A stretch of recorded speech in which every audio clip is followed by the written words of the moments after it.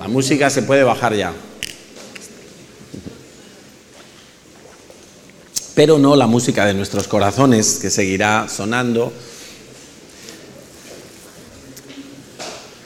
Bueno, familia, estamos en pleno verano y como la mayoría de la gente tiene por costumbre, pues hay algunos que están de vacaciones, muchos de nuestros jóvenes están en el campamento, pasándoselo, por cierto, muy bien, disfrutando, creciendo. También nuestros mayores que han estado en vacaciones con propósito y se lo han pasado muy bien. Y he oído ya varias personas que han hecho comentarios parecidos, diciendo que ha sido diferente, que ha sido especial, que como ningún otro año se han divertido, han experimentado mucha unidad y cosas que pues Dios está haciendo, sin duda. Yo creo que fruto de haber incrementado también nosotros la oración que nos ha conectado más con Dios, la oración que nos ha hecho más sensibles a las cosas de Dios, la oración que nos ha sincronizado más con el corazón de Dios. Y cuando uno se sincroniza con el corazón de Dios, pues las cosas fluyen, ocurren, se desencadenan de una forma que a Dios le agrada más, porque no es a nuestra manera, sino a la manera de Dios. El hecho de estar en verano para muchos es sinónimo de relajarse, bajar la guardia incluso en muchas ocasiones, pero no debemos hacerlo porque el Señor mismo nos advirtió en su palabra que cuando Él regrese, a muchos los va a pillar, los va a hallar precisamente en esa actitud, comiendo, bebiendo, durmiendo, celebrando y en una actitud de guardia baja, en una actitud desprevenida y descuidada. El Señor dijo que Él regresaría como cuando un ladrón actúa. ¿Y un ladrón cuándo actúa? Cuando el dueño de la casa está desprevenido. Cuando el dueño de la casa está durmiendo, está descuidado y por lo tanto no está en alerta para poder repeler ese robo. Y el Señor vendrá de esa manera, vendrá cuando muchos no le están esperando. Y ocurre que Dios nos ha advertido a través de su palabra que estemos muy pendientes, nosotros sus hijos, de no caer en ese error, de no caer en esa actitud de relajarnos y despistarnos, porque nos podemos llevar alguna sorpresa desagradable. A mí me gustaría que todos escucharais la predicación última de nuestro pastor Enrique, que está disponible en la página web y si alguno no sabe, pues ya lo pasaremos por email y por el Facebook para que la podáis escuchar.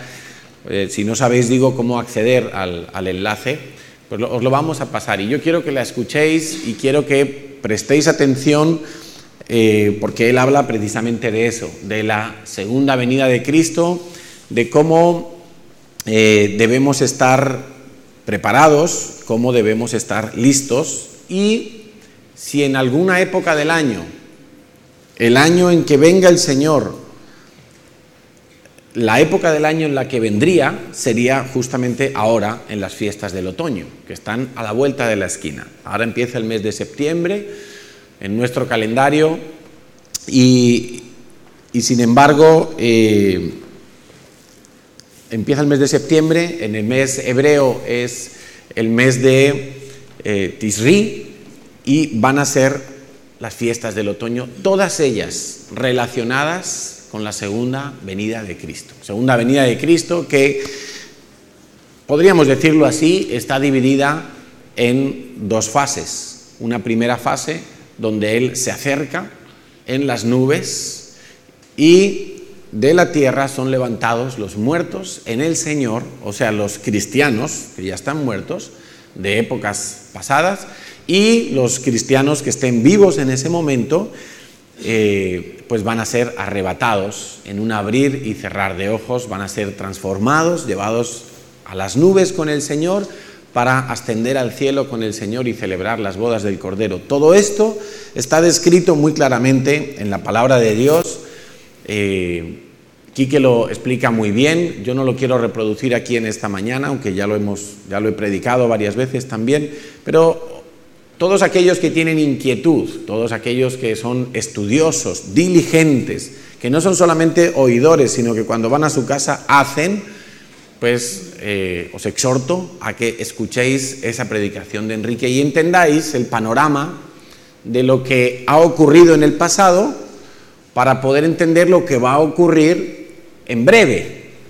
Y cuando digo en breve me refiero en los dos significados de la palabra breve. El más común, que es pronto, que va a ocurrir no dentro de mucho tiempo, quizá este mismo año, quizá este mismo septiembre. Este año la fiesta de Yom Teruah cae en la noche del 13 al 14 y la noche del 14 al 15, perdón, no la noche, sino empieza con la tarde del 13 de septiembre, termina en la tarde del 15 de septiembre. Son 2 días justamente donde la luna no se ve, es luna nueva en el cielo. Todos los meses hay luna nueva, no, esto no es nada. Todos los meses hay luna nueva y suelen ser una noche 100% que no se ve nada y a veces incluso 2 noches en que no se ve nada. Eso es lo que en la Biblia se llama el día escondido.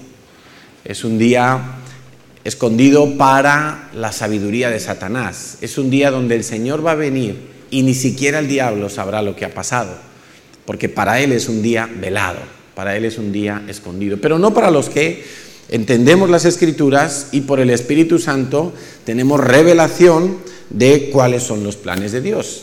Entonces, Quique cuenta muy bien, con un detalle muy rico, fruto de sus años de estudio y de comunión con el Señor para entender todas estas cosas, y te aseguro que te va a ayudar mucho a tener una actitud correcta en el tiempo que estamos viviendo.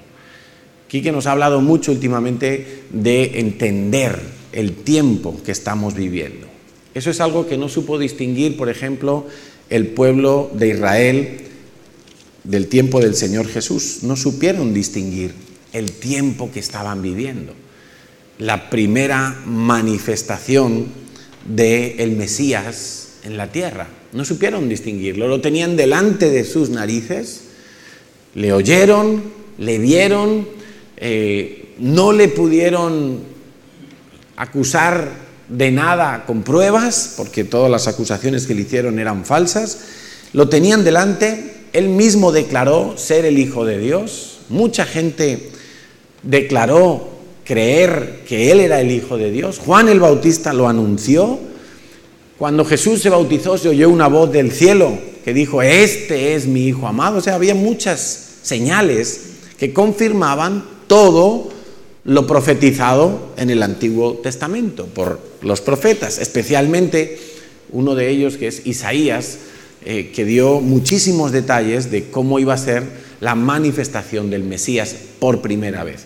Pero los israelitas de ese tiempo, los judíos de ese tiempo, los contemporáneos, compatriotas que estaban esperando al Mesías, no supieron reconocerlo.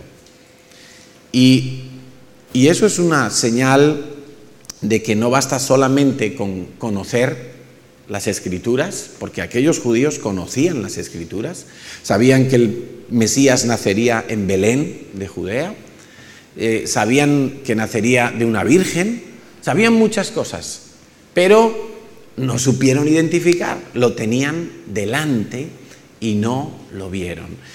Y muchos de nosotros quizás sabemos información, tenemos información, pero no tenemos revelación. Tenemos conocimiento de la letra de la Biblia, sabemos, oímos, pero nos hace falta revelación.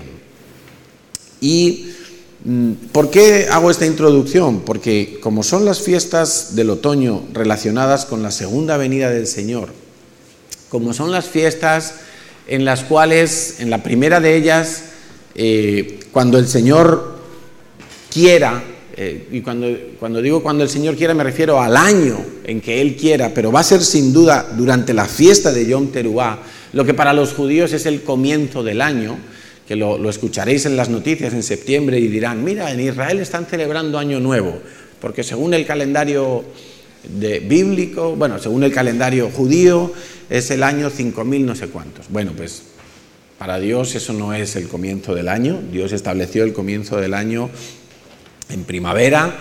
Dios se lo dijo a Moisés cuando salieron de Egipto, en el mes de Nisan o Abib, y les dijo, para vosotros este será el comienzo del año. O sea, Dios lo dejó muy claro y no ha cambiado nunca eso. Pero después de algunos avatares que han sucedido en la historia del pueblo de Israel, ellos decidieron sujetarse a otros calendarios relacionados más bien con Babilonia y con culturas que no son la cultura de Dios. Y fíjate, te voy a dar una pequeña muestra. El otro día estaba leyendo, no recuerdo ahora el pasaje, creo que era en Crónicas, de un rey, y hablaba de que era el mes, ¿cómo era lo que leí? Que era el mes noveno, era el mes noveno, pero estaba hablando de que hacía frío. El mes noveno, en nuestro calendario, ¿cuál es? Septiembre. Y en un clima mediterráneo, en septiembre, no hace frío, ¿verdad? Sin embargo, el mes noveno, en el calendario bíblico, no judío, en el calendario bíblico, más o menos viene a corresponder al mes de noviembre. ¿Ves? Que tiene el mismo comienzo. Noviembre, noveno. Diciembre, de 10. Octubre, estamos. Y sin embargo, en algún momento de la historia, el diablo ha conseguido confundir los calendarios para que la gente se desentienda, se desmarque, se desubique del calendario de Dios, que está tan marcado en la Biblia. Septiembre, séptimo, y sin embargo en nuestro calendario es el noveno. Son pequeños datos para que vayas entendiendo que los tiempos de Dios están muy claros en su palabra, pero el diablo ha conseguido traer confusión para que no entendamos el desarrollo de los acontecimientos que se tienen que producir en los últimos tiempos. Y no estamos hablando necesariamente de fechas. Hay gente que dice, el Señor vendrá en 1 año, el Señor vendrá en 5 años. Eso es lo que nadie sabe, en qué momento, en qué año va a venir el Señor. Pero sí se sabe que el año en que el Señor venga, el arrebatamiento se va a producir en la fiesta de Yom Teruah, en la primera fiesta del otoño, que este año, vuelvo a repetir para que lo marques en tu calendario como una fecha especial, y que nosotros vamos a celebrar como iglesia, porque es una fiesta del Señor, no es una fiesta de Israel, no es una fiesta de los judíos, es una fiesta solemne, importante, marcada en el calendario por Dios, porque en esa fecha Dios va a hacer cosas. Entonces, como es una fiesta del Señor y nosotros somos del Señor, pues la vamos a celebrar y la vamos a guardar, entendiendo no tanto que en las fiestas haya que hacer tal rito o tal otro, sino que son tiempos señalados por Dios para los planes de Dios. Y en esas fiestas sí vamos a estudiar un poco más el detalle de todo esto, para que estemos alertas, para que estemos pendientes. Eso sirva como introducción. Ahora, el tema de hoy, yo le he llamado, ¿cómo es tu relación con el Espíritu Santo? ¿Cómo es tu relación con el Espíritu Santo? ¿Qué papel juega el Espíritu Santo en tu vida?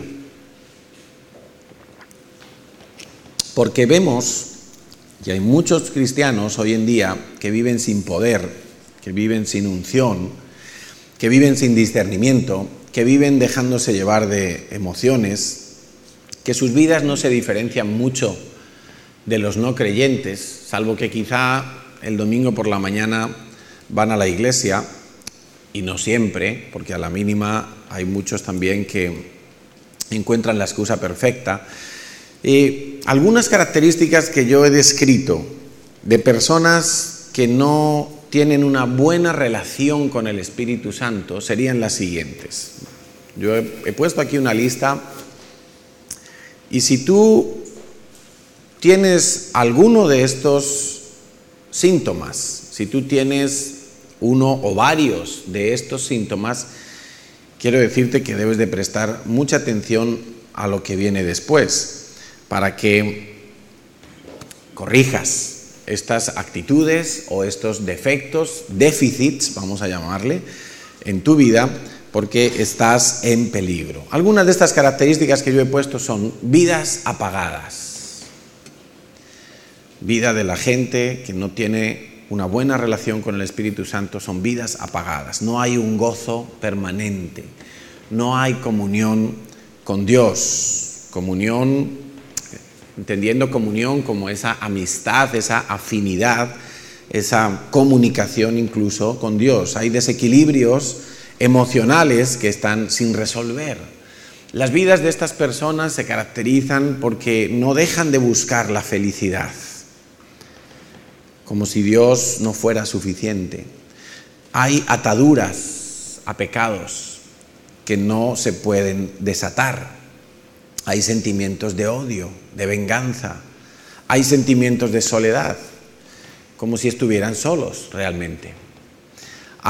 No saben si están haciendo las cosas bien o mal, si Dios estará agradando o no de sus vidas. Hay una fe débil, con muchas dudas, con muchas interrogantes.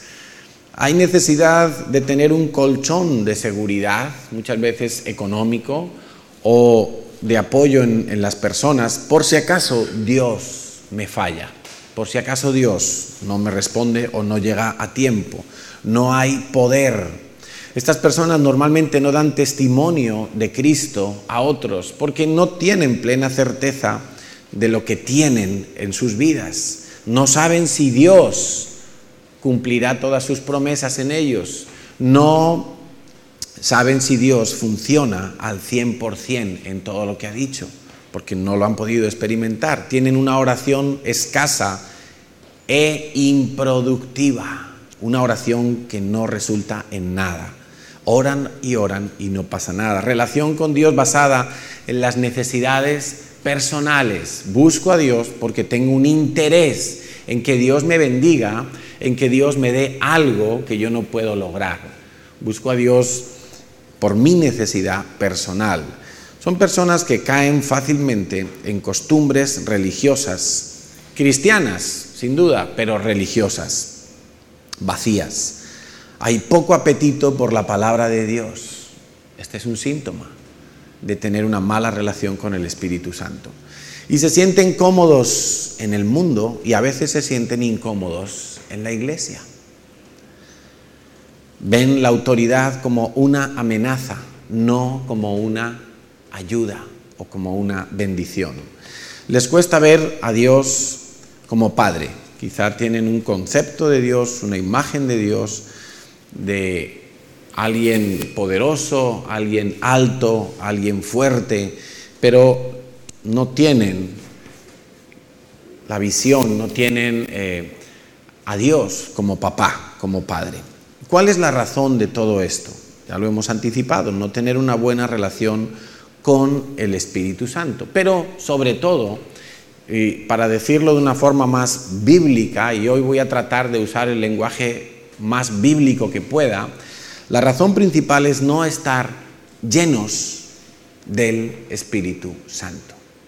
Porque tener una buena relación con el Espíritu Santo no consiste en orar al Espíritu Santo, consiste en estar lleno del Espíritu Santo. En ninguna parte de la Biblia encontramos que Jesús nos diga que tenemos que orar al Espíritu Santo. ¿Se puede orar al Espíritu Santo? Sí, se puede orar al Espíritu Santo porque el Espíritu Santo también es Dios. ¿Se puede orar a Jesucristo? Sí, se puede orar a Jesucristo porque Jesucristo es Dios. Pero si atendemos a las enseñanzas de Jesús, Jesús nos dijo que oráramos al Padre. ¿A quién? ¿Que oráramos a Dios? No, que oráramos al Padre en el nombre de Jesucristo. Y una de las cosas que le podemos pedir al Padre es que nos dé su Santo Espíritu. Y Jesús así nos enseña, que pidamos el Espíritu Santo. O sea que, más bien cuando hablamos de relación con el Espíritu Santo, que es el título que yo le he dado a la predicación, esa relación comienza cuando yo estoy lleno del Espíritu Santo. El Espíritu Santo se relaciona con los creyentes desde dentro, no desde afuera. El Espíritu Santo trabaja, obra, se mueve dentro de la vida del creyente, no desde fuera. Por eso el Señor nos manda ser llenos del Espíritu Santo. Ahora bien, para entender esto un poquito mejor y entender por qué algunos entonces no son llenos del Espíritu Santo, yo quiero retroceder un poco más en lo que sería el proceso de conversión que toda persona que se acerca a Dios tiene que vivir. Y además, estos puntos que voy a dar ahora, ninguno de ellos se pueden evitar, ninguno de ellos se pueden posponer. Si no los has vivido, difícilmente vas a ser lleno del Espíritu Santo. El primero de ellos es reconocer mis pecados. Reconocer mis pecados. Y reconocer mis pecados es tan sencillo como decir, he robado.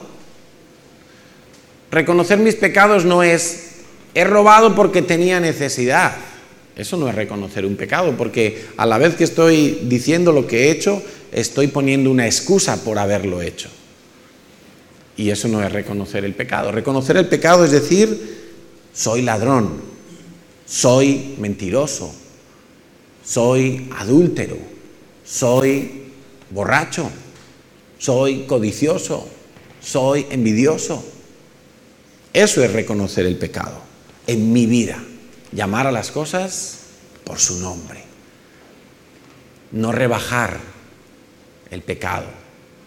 Porque hoy en día vemos un cristianismo que ya en este primer punto se ha rebajado tanto. Y ya no importa mucho si la gente confiesa su pecado o no confiesa su pecado, o lo reconoce o no lo reconoce. El pecado se ha diluido entre muchas teologías cristianas, pero el pecado es pecado y es lo que separa al hombre de Dios. Y lo primero que yo tengo que hacer, y que cualquier persona que quiera acercarse a Dios tiene que hacer, es reconocer su pecado, sus pecados, todos y cada uno de ellos. En segundo lugar, tiene que reconocer que Jesucristo es el Cordero de Dios que quita el pecado del mundo. Curiosamente, el viernes hicimos una vigilia en el monte Tibidabo, porque es un lugar alto de idolatría. Todos los lugares altos que tú veas siempre van a tener una ermita, un templo, un ídolo, y la gente sube allí a idolatrar, a presentar sus sacrificios espirituales, pero no a Dios, desde luego, sino a un demonio que está detrás de cada ídolo. Y el Señor me habló que teníamos que subir a algunos lugares altos y empezamos por el Tibidabo y allí hicimos la vigilia. Y estudiando un poco la historia del templo que hay en lo alto del Tibidabo, le llamaron los que lo construyeron el templo expiatorio del Sagrado Corazón de Jesús. Porque allí piensan que al tener expuesto un trozo de pan, que consideran que es el cuerpo de Cristo, como lo tienen expuesto allí permanentemente, cualquiera que entre allí, su pecado es expiado.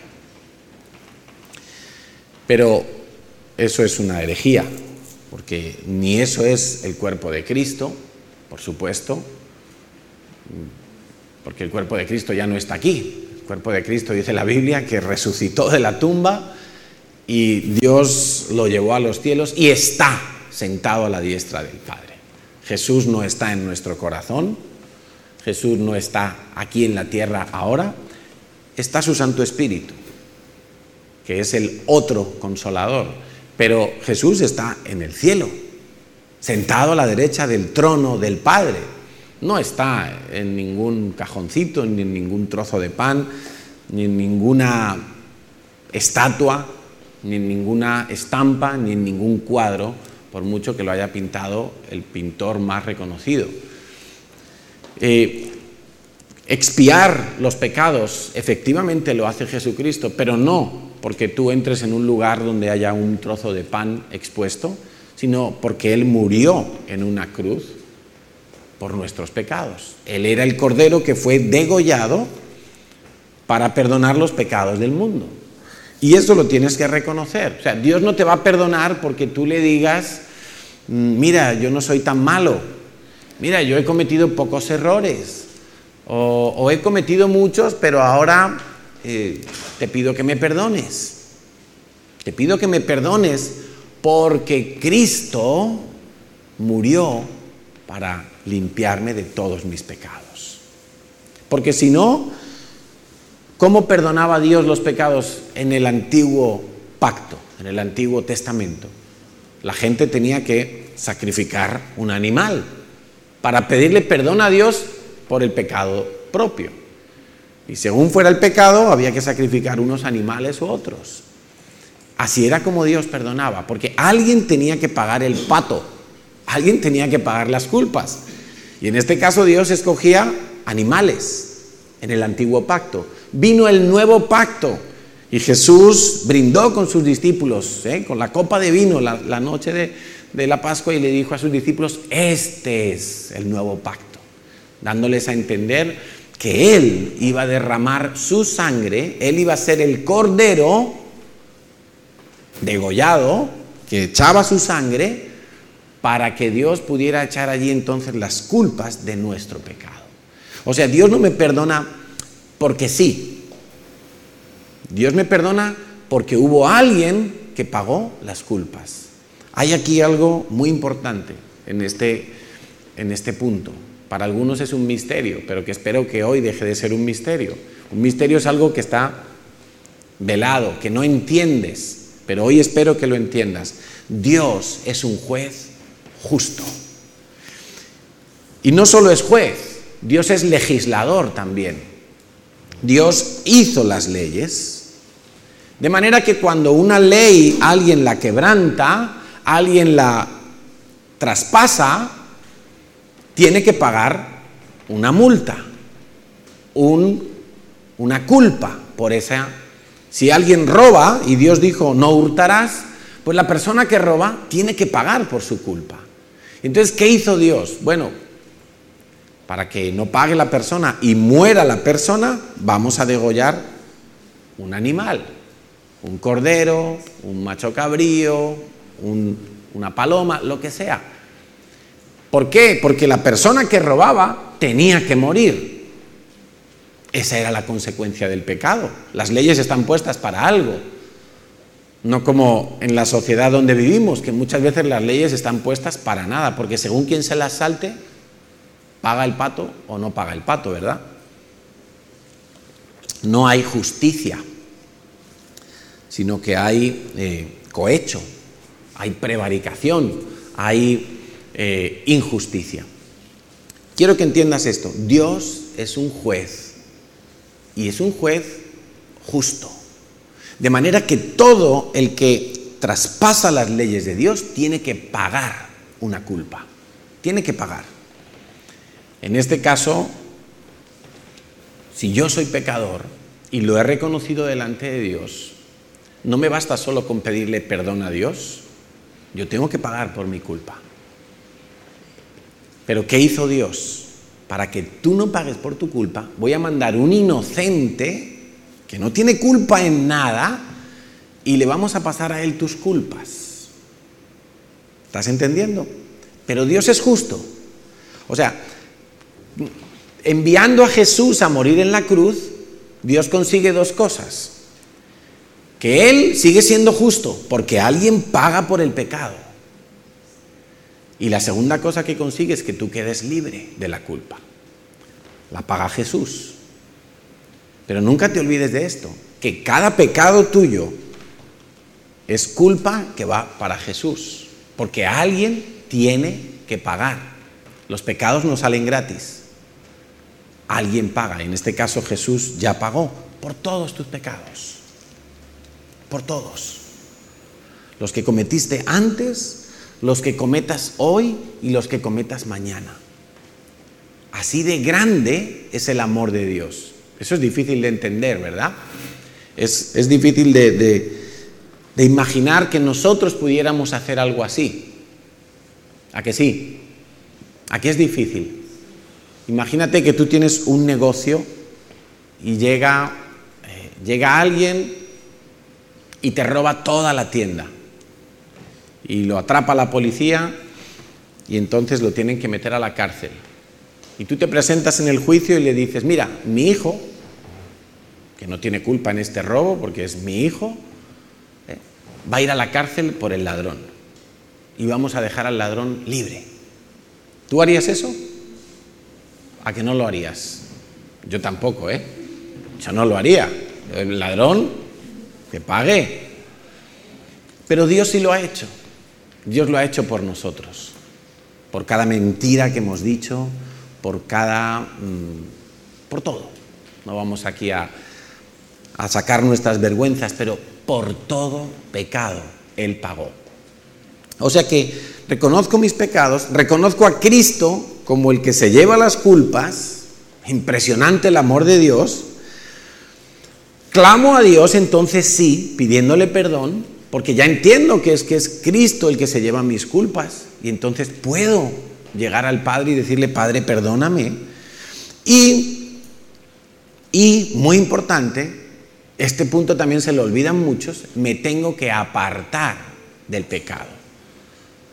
Pero pastor, usted me ha dicho que me perdonaba los de ayer, los de hoy y los de mañana, entonces, no, me tengo que apartar del pecado. Si yo peco mañana, que sea porque tuve un descuido, pero no un pecado premeditado, sabiendo ya lo que sé acerca de Dios y lo que sé acerca del sacrificio que Cristo hizo por mí. No puedo abusar de la gracia, ¿verdad? No puedo abusar de la gracia.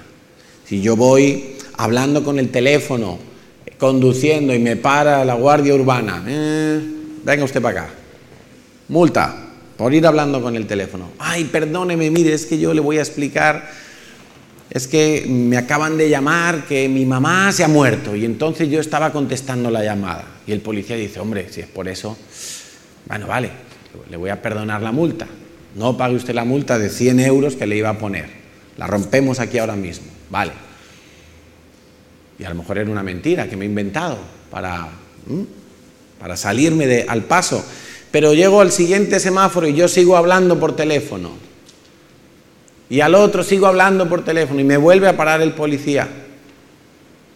¿Qué va a pasar? Al final me va a decir, oiga, usted me ha tomado el pelo, ¿no? Usted está abusando del favor que le he hecho. Ya está bien. Ahora le voy a poner esta y la anterior. Le voy a poner las dos. No se puede abusar de la gracia, por eso me tengo que apartar del pecado. Jesús le dijo a la mujer adúltera, cuando todos estaban ahí que la querían apedrear, y él dijo, el que esté libre de pecado, que tire la primera piedra. Todos se fueron, porque todos tenían pecado, y si tú y yo hubiéramos estado ahí, nos tendríamos que haber ido también.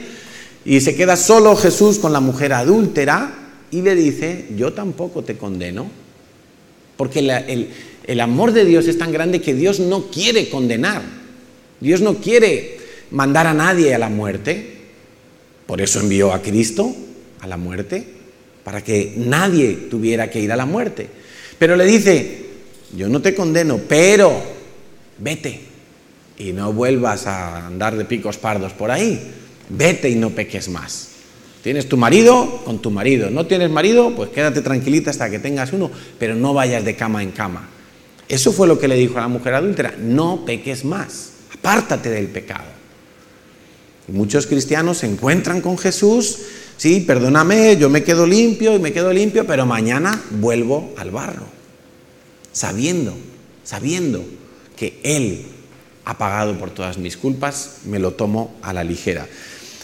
Cuando tú has entendido todo esto, has reconocido tus pecados, entiendes que Jesucristo es el Cordero que quita el pecado del mundo, cuando tú has clamado a Dios pidiéndole perdón y cuando tú te has apartado del pecado, lo siguiente que viene de forma natural, pero así automático, si tú has hecho bien todo ese proceso, lo siguiente que viene es que tú te identificas con la voluntad de Dios.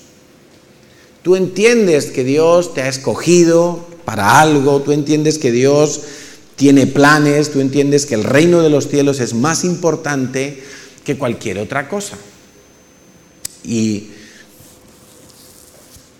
entonces empiezas a hacer la voluntad de Dios. Cuando Jesús fue bautizado por Juan el Bautista, Jesús no necesitaba arrepentirse de ningún pecado, porque él no pecó en toda su vida. No pecó ni de niño, ni de adolescente, ni de joven, ni de adulto. Nunca pecó. Pero él se bautizó en agua porque había que cumplir todos los requisitos de la ley. Él se bautizó en agua como diciéndole a Dios: me someto a tus planes. Yo no sé si tú alguna vez te has parado a pensar en qué momento de la vida de Jesús, porque Jesús fue un bebé, Jesús nació en el momento en que tenía que nacer, en el año 0, nació el Señor y empezó a crecer, tuvo 1 añito, tuvo 2 añitos, tuvo 3 añitos, empezó a hablar, empezó a caminar, empezó a leer, empezó a entender muchas cosas, pero era un niño. Tú piensa en esto que te estoy diciendo. ¿En qué momento de la vida de Jesús él se da cuenta que su estancia en la tierra es para morir en una cruz? No sabemos en qué momento el Padre se lo revela.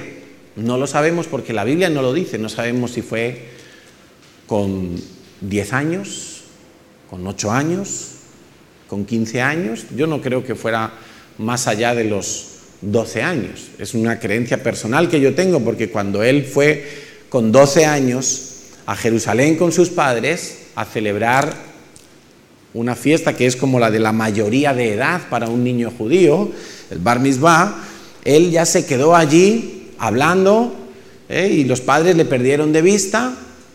Y cuando le encontraron varios días después, él dijo: en los negocios de mi padre estaba.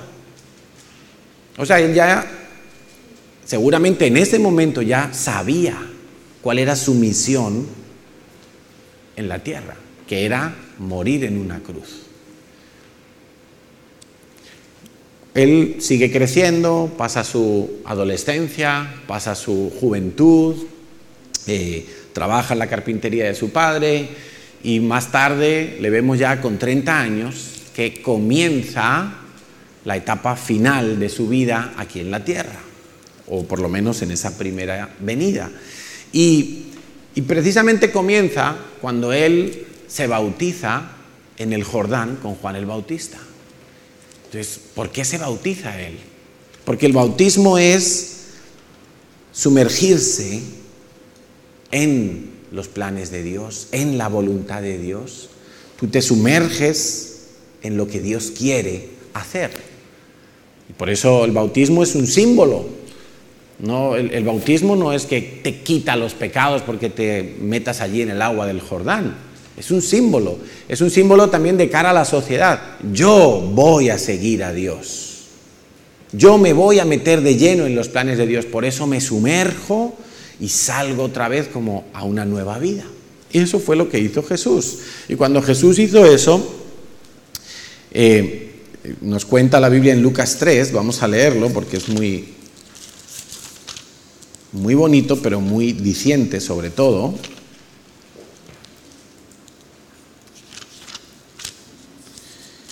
Imagínate que algunos años de la infancia de Jesús, pues él jugaba como cualquier otro niño, pero llegó el momento en que Dios le tuvo que haber revelado y le tuvo que haber hablado directamente. Tú has nacido para morir como pecador. tú has nacido para morir en una cruz. Él lo sabía. Y en algún momento tuvo que ser eso como él decir como persona, porque él vino a la tierra y se despojó, acuérdate, se despojó de toda condición divina. Él vino como siervo, como hombre, persona, ser humano. Y en algún momento él tuvo que decir, pues yo acepto eso. Yo me meto en ese plan. Yo lo voy a cumplir. En Lucas 3, 21, dice, aconteció que cuando todo el pueblo se bautizaba, también Jesús fue bautizado. Y orando, luego volveremos ahí. El cielo se abrió y descendió el Espíritu Santo sobre él en forma corporal como paloma, y vino una voz del cielo que decía, tú eres mi Hijo amado, en ti tengo complacencia.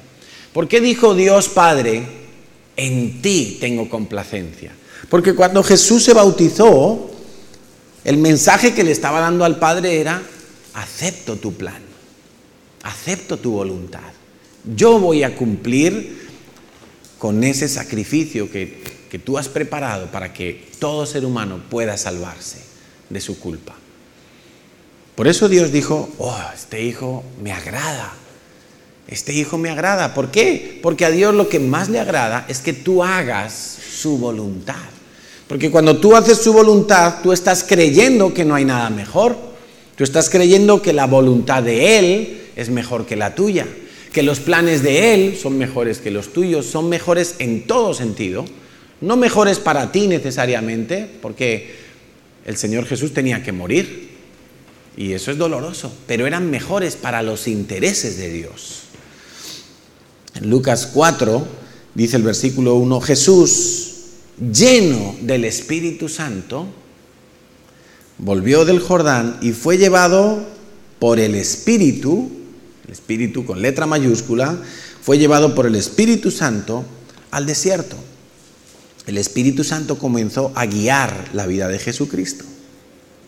La vida de Jesús empezó a ser moldeada. Tú sabes que la palabra de Dios nos dice que Jesús tuvo que aprender a obedecer. ¿Cómo te queda el cuerpo cuando tú oyes eso? Eso es una señal clara y un indicador claro de que cuando Jesús fue enviado por el Padre a nacer en el vientre de una mujer, Él no venía como Dios. Él no venía con características divinas. O sea, que si Él no comía, Él tenía hambre. Que si a Él le pasaba una mujer bonita por delante, Él iba a ser tentado a adulterar, a fornicar en su corazón. Que si Él le ofrecían, como Pedro, no morir en la cruz, sino quedarse con sus discípulos, Él iba a ser tentado a no morir en la cruz. Si a Él le clavaban, le dolía. No es que como era Dios, no le dolía. Eso significa que Él se despojó de todas sus condiciones divinas. Entonces Jesús, a partir de ese momento, empezó a ser moldeado en su carácter, empezó a ser moldeado en el propósito que Dios tenía para su vida. Él empezó a dejar de vivir para sí mismo. Él tuvo que buscar unos discípulos, Él tuvo que escoger discípulos, tuvo que dedicarse a ellos, tuvo que formarlos, tuvo que instruirlos, tuvo que darles ejemplo, tuvo que corregirlos, etcétera, etcétera, etcétera. Y mira un detalle más, Jesús no pecó porque tuviera que ir a la cruz sin haber pecado. O sea, el requisito evidente para que Él pudiera ser el Cordero de Dios es que no tuviera ninguna mancha. Pero Jesús no pecó por esa razón. Él no pecó porque tenía una misión que cumplir y entonces si pecaba ya no podía cumplir esa misión. Él no pecó porque quería agradar al Padre.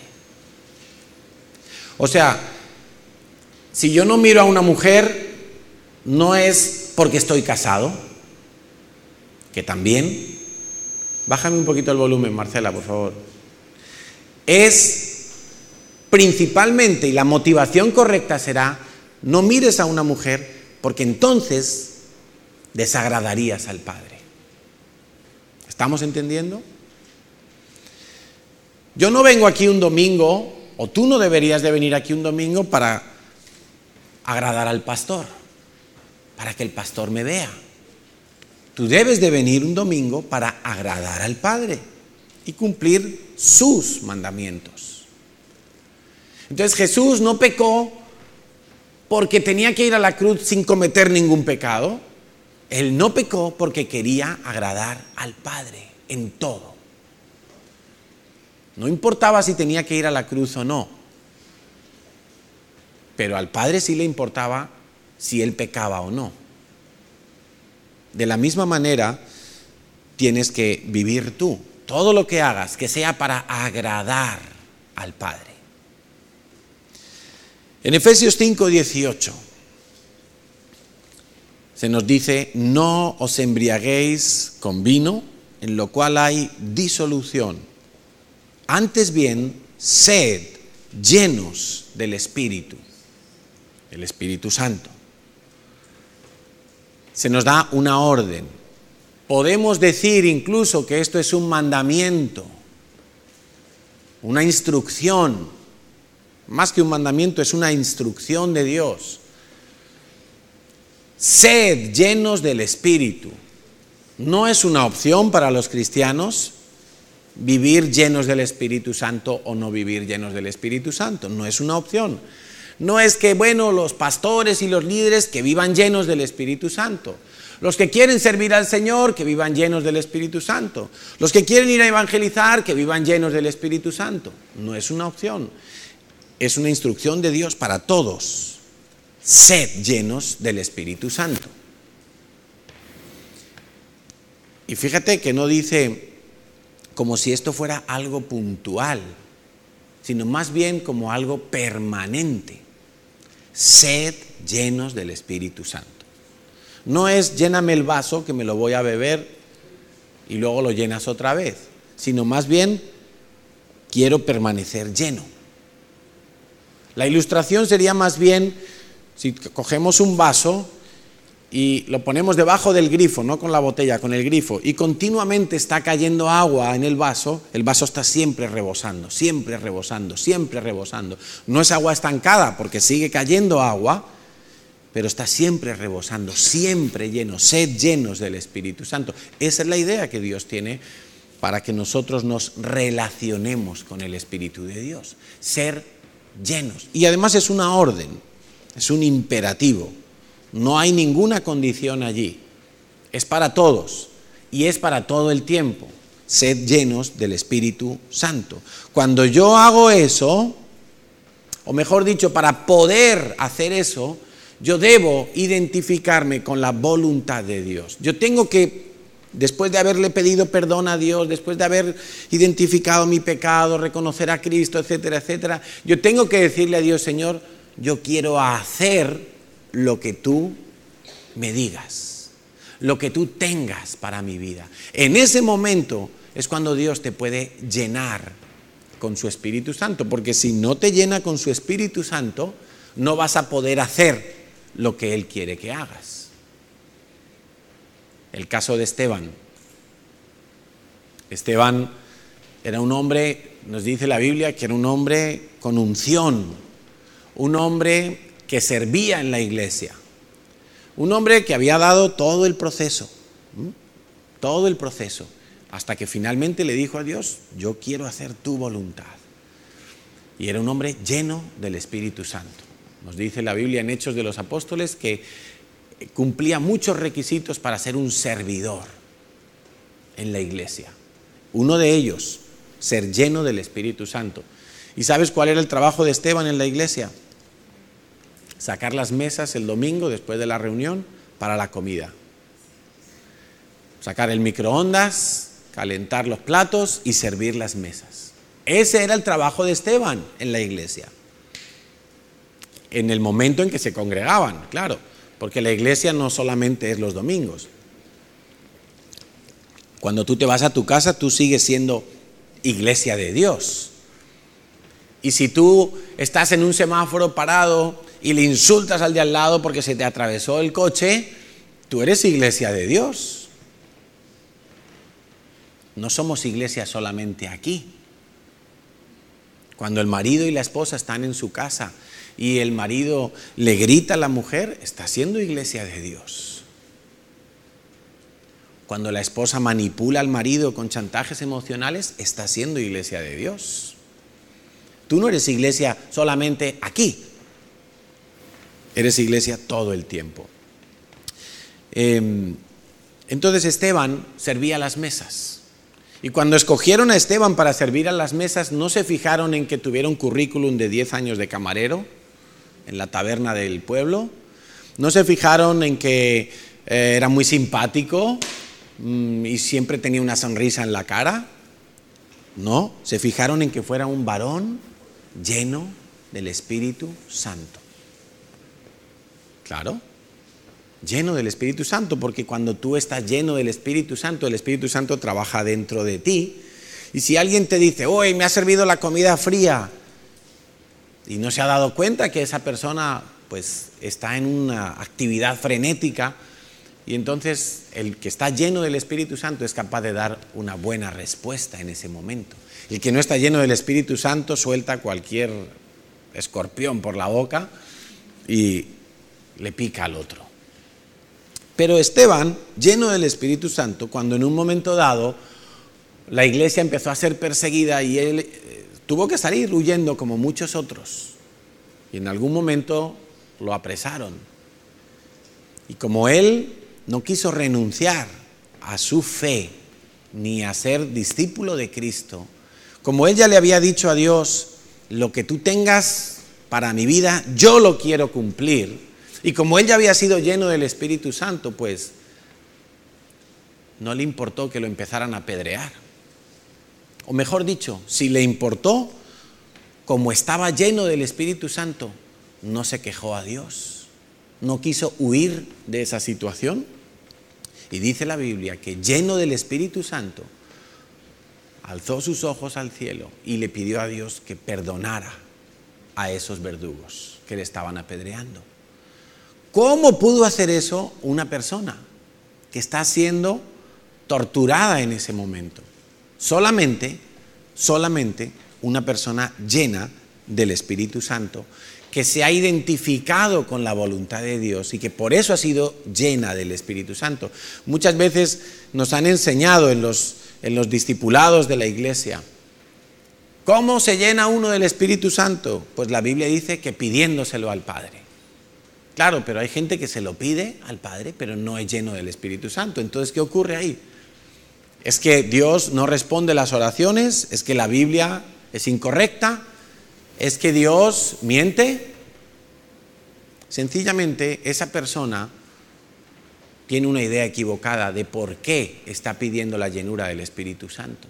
No es para, si hace falta, morir apedreado, sino porque quiere sentirse en una nube. Quizá quiere sentir un placer, como un placer interno, como una sensación de vivir flotando, porque alguien le dijo que así era la llenura del Espíritu Santo. Pero, por favor, cíñete a lo que leas en la palabra de Dios.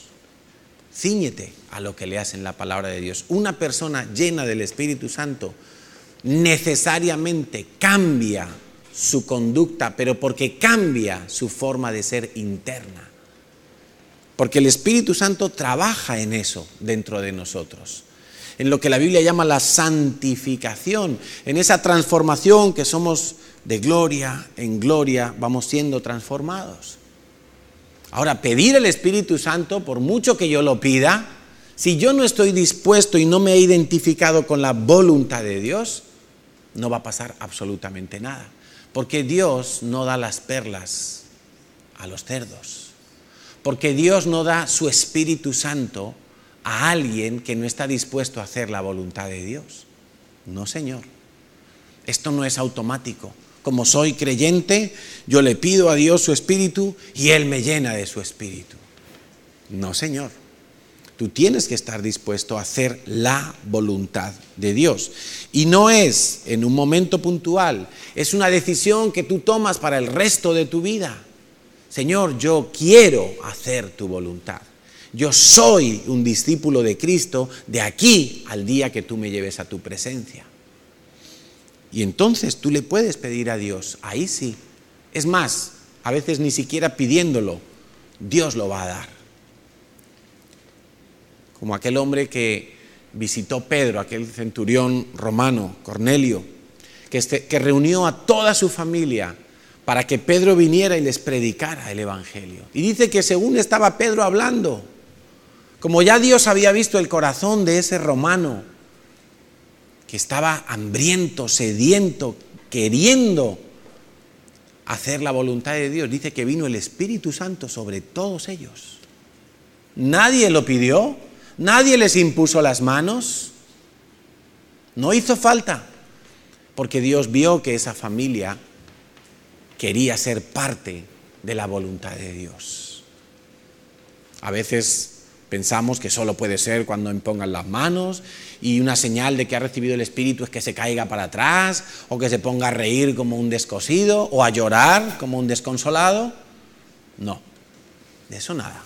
El Espíritu Santo lo que hace en la vida de un creyente es darle carácter santo a todo lo que hace, a todo lo que dice, a todo lo que piensa.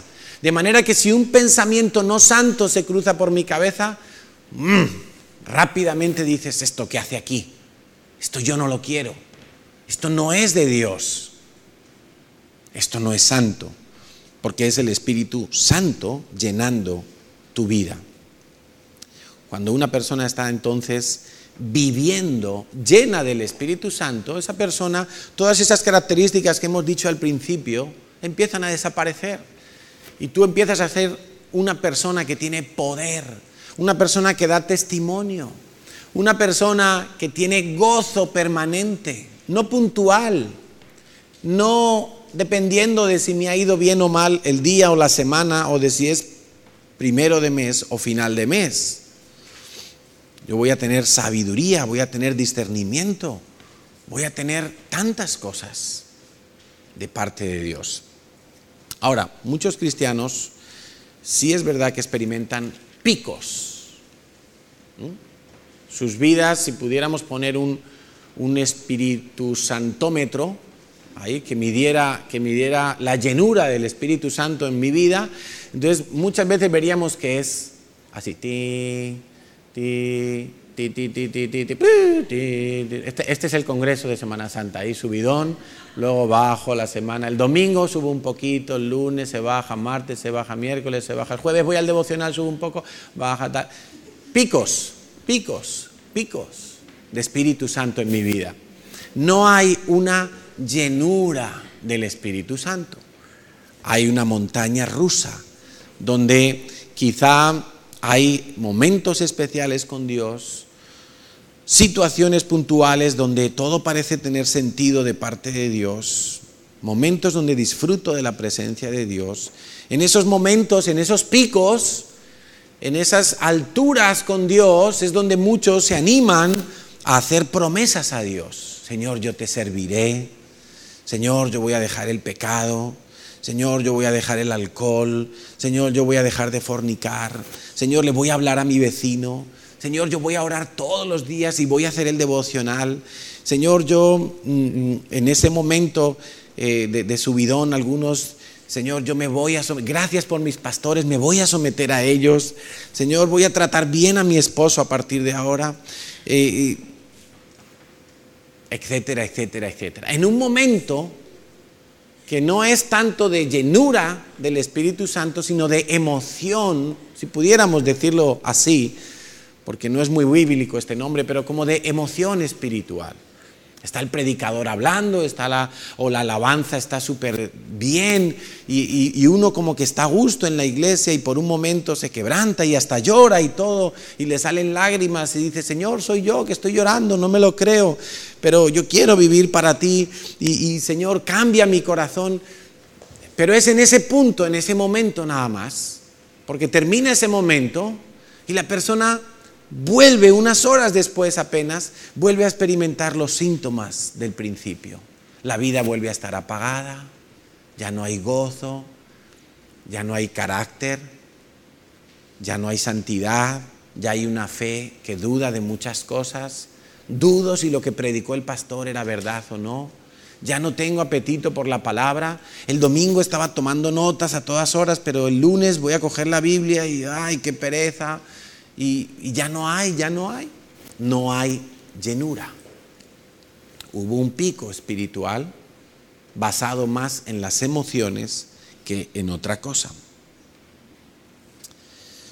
Primera de Tesalonicenses 5:19. Vamos a entender por qué ocurre este fenómeno.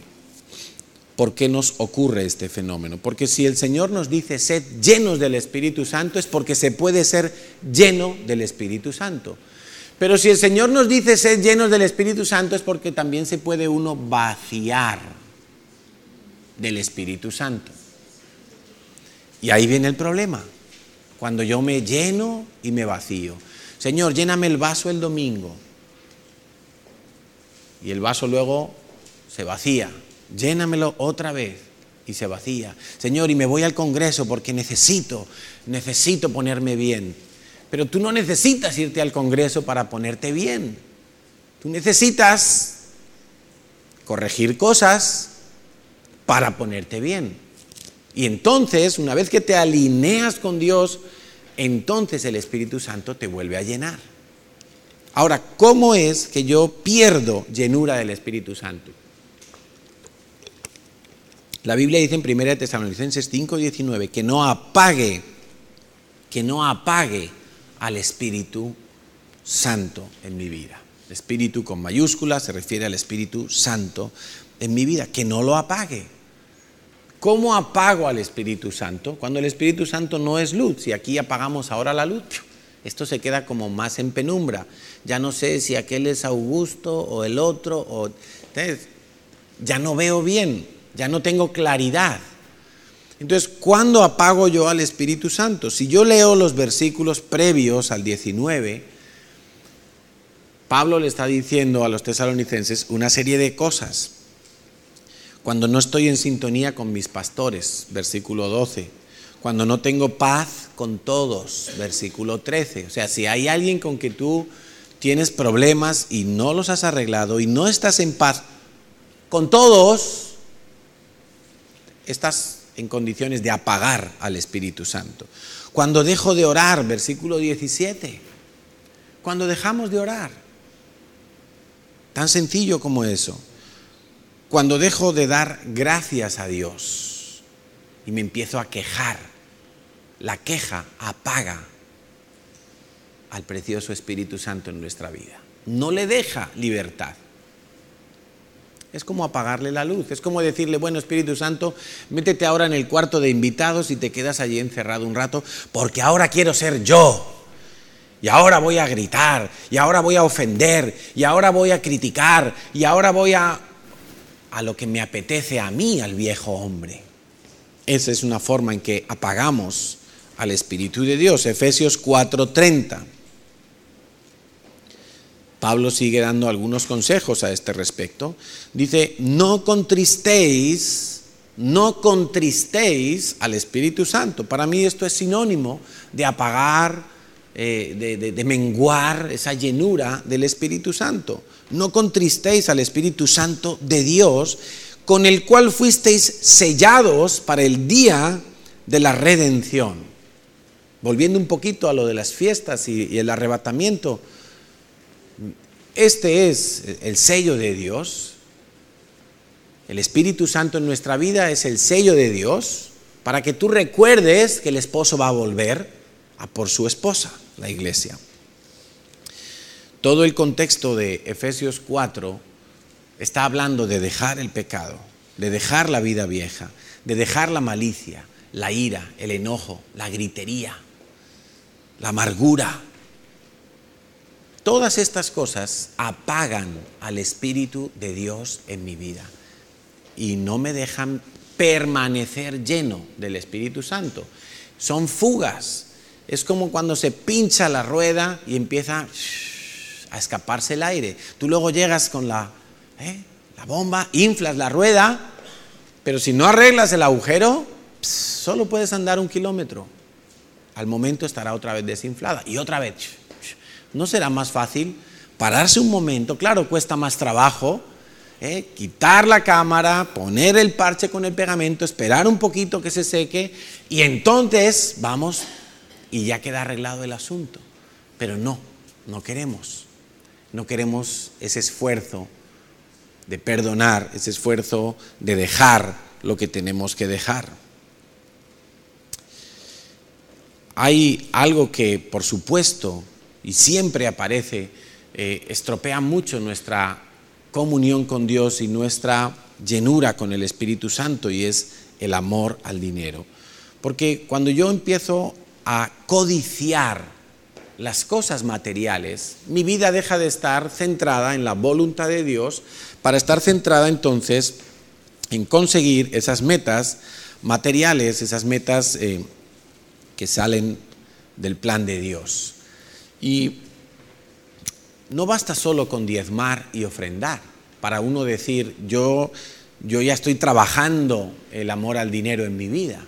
Diezmar y ofrendar para muchos se ha convertido en un acto religioso, un acto que no tiene mucho sentido. Algunos no saben por qué diezman y ofrendan, simplemente lo hacen porque ya es una costumbre,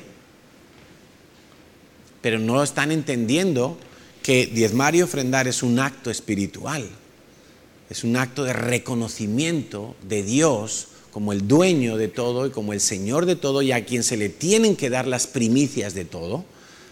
Y entonces, algunos, aún estando en esas, digamos, en esos ritos de diezmar y ofrendar, pues no están siendo llenos del Espíritu Santo, que en Hechos 4:32 se nos cuenta la historia de un matrimonio que en la primera iglesia, la iglesia donde estaban Pedro, Juan, Santiago, Mateo, todos los apóstoles estaban ahí. Y dice la palabra de Dios que en Hechos 4:32 dice que la multitud de los que habían creído era de un corazón y un alma, y ninguno decía ser suyo propio nada de lo que poseía, sino que tenían todas las cosas en común. Piensa en esto un momento. El que tenía un coche, el que tenía un carruaje, el que tenía un buey, el que tenía unos terrenos, el que tenía una casa, el que tenía un pozo de agua, el que tenía unas ovejas, el que tenía un negocio, todos, y no es porque de repente se hicieron todos chavistas o castristas o marxistas, comunistas, no es que pusieron todo en común por una mentalidad de ese tipo, sino porque todos tenían en común hacer la voluntad de Dios. Entonces la gente decía, pues lo que tengo para la voluntad de Dios. No es para que los apóstoles se compraran un chalet en Betania, ahí a las afueras de Jerusalén. No, era para hacer la voluntad de Dios. Entonces dice la Biblia que todos, ninguno decía ser suyo propio nada de lo que poseía, sino que tenían todas las cosas en común. Y la gente vendía sus propiedades y traía el dinero y se lo entregaba a los apóstoles, como diciendo, pues para lo que haga falta. Eso hacía la gente, porque en esa primera iglesia todos se comprometieron a hacer la voluntad de Dios. Por eso fue una iglesia que, a pesar de ser perseguida, sobrevivió. No solo sobrevivió, se fortaleció en la persecución, porque ya ellos habían tomado la decisión de seguir a Dios si hacía falta hasta la muerte. Esa primera iglesia sabía que muchos iban a tener que morir como mártires. Los apóstoles del Señor murieron como mártires, excepto Judas, que murió como bobo, porque se suicidó por traidor. Pero esta primera iglesia evidentemente se despojó de toda codicia material, hasta el punto que vendían sus propiedades y decían, venga, Pedro, los apóstoles, tomad, ¿qué vamos a hacer? ¿Vais a enviar misioneros a África? ¿Vais a enviar misioneros a Europa? ¿Vais a enviar misioneros por todo el imperio romano? vamos a enviar misioneros a Asia. Venga, ahí están nuestros bienes, ahí está nuestro dinero. Se despojaron de todo. ¿Y de qué vivían? Pues como estaban en común las cosas, pues a cada uno se le daba lo que necesitaba, ni más ni menos. Pero hubo un matrimonio, Ananías y Zafira, que todos hemos leído acerca de ellos en Hechos capítulo 5, nos cuenta cómo ellos tuvieron una puerta abierta en su corazón a la codicia. Y cuando vendieron una propiedad que tenían, no dice la Biblia cuánto les pagaron por ello, pero vamos a poner nosotros una cifra para entender bien el contexto. Imagínate que les pagaron 1.000 euros por esa finca o por ese terrenito. Y entonces ellos, en lugar de traer los 1.000 euros y decir a los apóstoles, toma, ellos trajeron menos. Dice que sustrajeron una cantidad. Tampoco dice cuánto fue.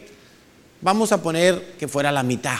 Y que entonces trajeron 500 euros para los apóstoles y 500 euros se lo guardaron ellos por si acaso esto de Dios no funciona. Estamos entendiendo, porque no había otra razón para quedarse ellos con dinero. No vaya a ser que todo este tinglao de la iglesia se venga abajo y entonces nosotros nos quedemos así sin nada y hemos vendido nuestras propiedades, lo hemos arriesgado todo. Entonces, ¿qué estaba diciendo la actitud de ellos? Ellos no estaban 100% comprometidos a hacer la voluntad de Dios. Ellos estaban a gusto en la iglesia, ellos veían un ambiente santo, pero ellos en su corazón no decidieron al 100% hacer la voluntad de Dios. Ellos dijeron, bueno, nos metemos aquí, pero con reservas, y se guardaron 500 en la reserva. Eso fue lo que hicieron ellos. Dice en Hechos 5:3. Bueno, vamos a leer desde el 1. Pero cierto hombre llamado Ananías, con Zafira su mujer, vendió una heredad y sustrajo del precio, sabiéndolo también su mujer. No fue algo solo del hombre, sino que fue algo que los dos estaban de acuerdo. Y trayendo solo una parte, la puso a los pies de los apóstoles.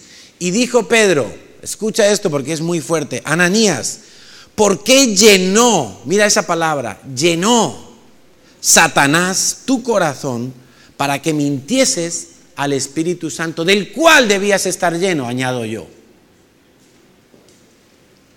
¿Por qué llenó Satanás tu corazón para que mintieses al Espíritu Santo y sustrajeses del precio de la heredad? Dios le permitió a Pedro saber por revelación que ellos habían sustraído parte del precio. Pero la pregunta es contundente. ¿Por qué, Ananías? ¿Qué intención tenías tú para que Satanás llenara tu corazón? ¿Cómo puede ser que Satanás llena el corazón de un creyente? ¿Cómo puede ser posible eso? ¿Te digo cómo? Cuando no está lleno del Espíritu Santo. Cuando tú no estás lleno del Espíritu Santo, el mismo diablo puede venir y llenar tu vida con mentiras como esta, para que mintieses al Espíritu Santo, ni siquiera a los apóstoles. No se trata de mentir al líder o al pastor.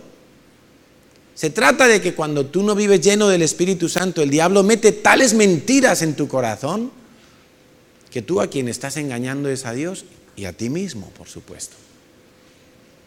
A los demás, sí, quizás nos engañes un día, una semana, un mes, un año, pero tarde o temprano vamos a ver el resultado de una vida que no está llena del Espíritu Santo. Bueno, la consecuencia fue terrible porque Ananías murió en ese mismo momento, dice que cayó redondo. No sabemos si fue un infarto, no sabemos qué tipo de muerte le sobrevino, pero murió ipso facto. Y la mujer, cuando entró, le ocurrió exactamente lo mismo, porque estaba en la misma situación que él, con el mismo corazón engañado y lleno de mentiras de Satanás. Por eso no es una opción ser lleno del Espíritu Santo, es una obligación para que ni siquiera el diablo te pueda engañar con mentiras. Si quieres leemos más. Judas Iscariote, que traicionó a Jesús. Si acaso más revelador el ejemplo de Judas, porque Judas creció como discípulo con Jesús, pero Judas no se torció en el último momento. Judas llevaba tiempo torciéndose. Cuando una persona se va de la iglesia, no es el día que se va de la iglesia que se puso mal. Ya venía arrastrando toda una situación sin resolver que finalmente explota. Y es lo que le pasó a Judas. Judas nos cuenta en la Biblia que él era el tesorero de Jesucristo. Porque a Jesucristo le daban donaciones. Jesucristo tenía amigos millonarios. Tenía hombres ricos que le hacían grandes donativos, como José de Arimatea, y le ayudaban para poder ir con sus 12 discípulos, más él 13 personas, recorriendo todo Israel, de norte a sur, de este a oeste, sin un trabajo que produjera unos beneficios. Por eso necesitaba gente que le diera donativos. Y había muchos que se acercaban a Jesús y le hacían donativos. Y el que llevaba esa bolsita con las moneditas era Judas. Judas era el que llevaba la buchaca. Entonces, que llegaba una ofrenda a la buchaca. Que luego hacía falta, oye, que vamos a hacer la cena de Pascua. Venga, Judas, encárgate de comprar el cordero, de alquilar el salón, de lo que haga falta. Vamos a dormir en tal lugar, pues vete, adelántate y contrata un lugar donde podamos dormir los 13, y así sucesivamente. Y Judas, dice la Biblia, que también sustraía de la bolsita. A lo mejor le daban al Señor, venga, una ofrenda de 1.000 euros, y llegaba Judas y sacaba 100. Total, como había mucho, no se notaba. Como siempre había para las necesidades del grupo, no se notaba. Pero Judas sustraía. Judas iba haciéndose un tesorito aparte, y lo iba metiendo ahí en una cuenta a plazo fijo. No vaya a ser que Jesús no sea el Mesías y todo esto se derrumbe. Yo me voy a garantizar un futuro seguro. Ese era el pensamiento de Judas. No vaya a ser que Jesús no sea quien dice ser. No vaya a ser que Jesús no sea el Hijo de Dios. Y empezó a poner su confianza en el dinero. Me imagino que se argumentaría de muchas cosas, y esto ya es parte de mi cosecha.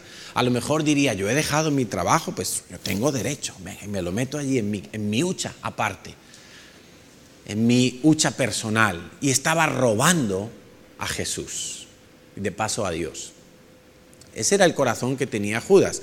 No, Judas no se puso mal la noche en que entregó a Jesús, que de repente le dio la chiripiorca y dijo, voy a traicionar a Jesús. No, él, como venía robando, en su corazón había un desprestigio, una deshonra hacia Jesús.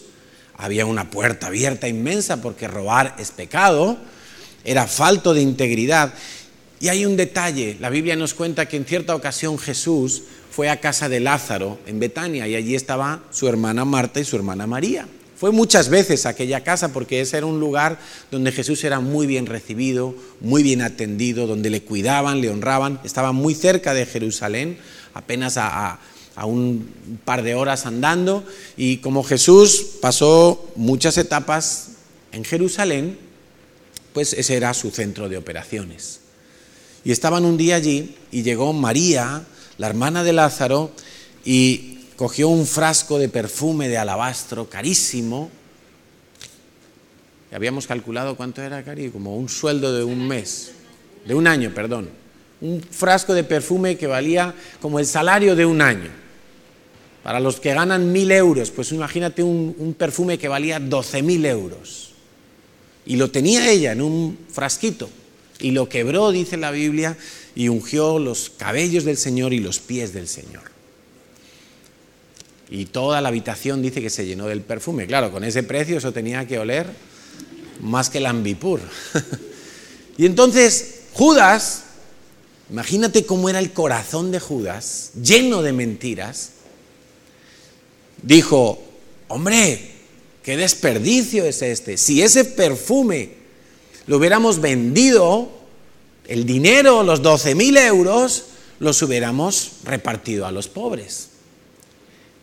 Él, que era muy listo, muy astuto, no dijo, lo hubiéramos metido aquí en la buchaca del grupo, Señor, para poder ir a más lugares a predicar el Evangelio. Porque él no quería que sospecharan que él lo quería en la bolsa que él administraba y de la cual sustraía. Él dijo, lo hubiéramos vendido y lo hubiéramos dado a los pobres. Jesús, a ti que tanto te gusta atender a los pobres. ¿Pero por qué lo decía? Porque si eso hubiera pasado, él hubiera recibido los 12.000 euros y hubiera dicho, bueno, pues me quedo 2.000 y redondeamos la cifra, 10.000 para los pobres, 2.000 para mí. Y se lo hubiera guardado en su tesoro personal, porque él robaba a Jesús. Nos cuenta la Biblia que él robaba. Pero es impresionante porque justo en ese momento el Señor Jesús le pegó un corte y le dijo a los pobres, siempre los tendréis con vosotros, pero esta María me ha ungido para la sepultura. Déjala, que donde se predique este evangelio se va a hablar de lo que ella ha hecho. Y hoy estamos hablando aquí de lo que ella hizo. Tremendo, ¿no? Pero dice la Biblia que cuando terminaron de cenar, de esa reunión que tenían ahí, Judas salió, en ese momento salió y fue a buscar a los sacerdotes y acordó, en esa misma noche, acordó 30 piezas de plata para traicionar a Jesús y entregarlo. Y dice que desde ese momento buscaba la ocasión, ya estaba él maquinando en qué momento iba a entregar a Jesús. Eso no fue la noche en que lo apresaron, eso fue antes, días antes, unos días antes. Él ya estaba envenenado. Por eso en la última cena, en la cena que tomó el Señor con sus discípulos, ahí sí, el Señor dijo, uno de vosotros me va a traicionar. Y él, que era muy listo, pero muy listo no de sabio, muy listo de astuto, de esa astucia, la astucia que tuvo la serpiente para engañar a Adán y Eva, esa astucia del mundo, astucia maliciosa. Él dijo, ¿seré yo, maestro? Y el Señor le dijo, sí, tú lo has dicho. Y él salió a buscar ahí sí ya a los sacerdotes para que vinieran y lo apresaran. Porque esa iba a ser una noche tranquila, iba a ser una noche que iba a estar con los discípulos, ya no se iba a mover a otro lugar. 30 monedas de plata hicieron que Judas traicionara a Jesús, pero quiero que leas conmigo en Lucas 22:3, porque el Señor le dice exactamente lo mismo que le dijo Pedro a Ananías y a Zafira.